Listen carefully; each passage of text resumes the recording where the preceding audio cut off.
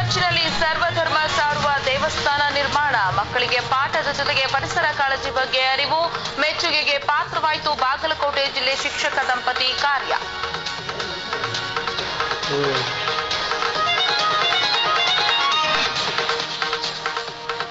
ಸರ್ಕಾರಿ ಶಾಲೆ ಅಂದ್ರೆ ಇವತ್ತಿನ ಪೋಷಕರು ತಮ್ಮ ಮಕ್ಕಳನ್ನ ಅಲ್ಲಿಗೆ ಸೇರ್ಸೋಕೆ ಹಿಂದೆಟ್ಟು ಹಾಕ್ತಾರೆ. ಖಾಸಗಿ ಶಾಲೆಗಳೇ ಉತ್ತಮ ಅನ್ನೋ ತಪ್ಪು ಕಲ್ಪನೆ ಕೂಡ ಇರುತ್ತೆ. ಇಂತಹ ಗ್ರಹಿಕೆ ನಿವಾರಿಸೋ ಶಾಲೆಯೊಂದು ಬಾಗಲಕೋಟೆ ಜಿಲ್ಲೆಯಲ್ಲಿದೆ. ಅದರ ಕುರಿತು ಒಂದು ವಿಶೇಷ ವರದಿ ಇಲ್ಲಿದೆ ನೋಡಿ.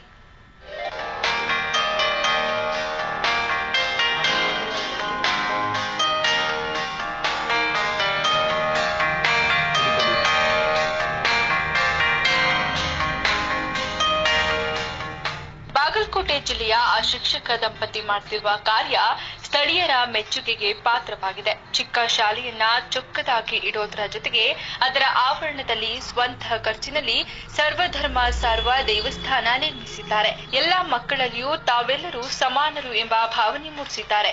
ಹೂದೋಟ ನಿರ್ಮಿಸಿ ಮಕ್ಕಳಿಗೆ ಪಾಠದ ಜೊತೆಗೆ ಪರಿಸರ ಕಾಳಜಿ ಬಗ್ಗೆ ಅರಿವು ಮೂಡಿಸುವ ಕೆಲಸ ಮಾಡ್ತಿದ್ದಾರೆ.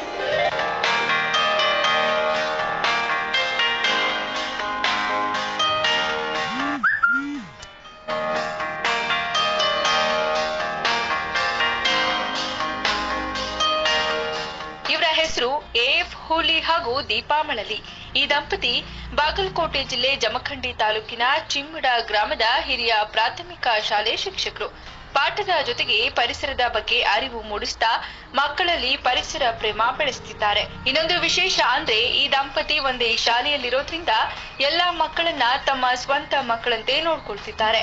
ಪಠ್ಯೇತರ ಚಟುವಟಿಕೆಗಳಲ್ಲಿಯೂ ಮುಂದುವರಿಯುವಂತೆ ಸಿದ್ಧತೆ ಮಾಡ್ತಿದ್ದಾರೆ.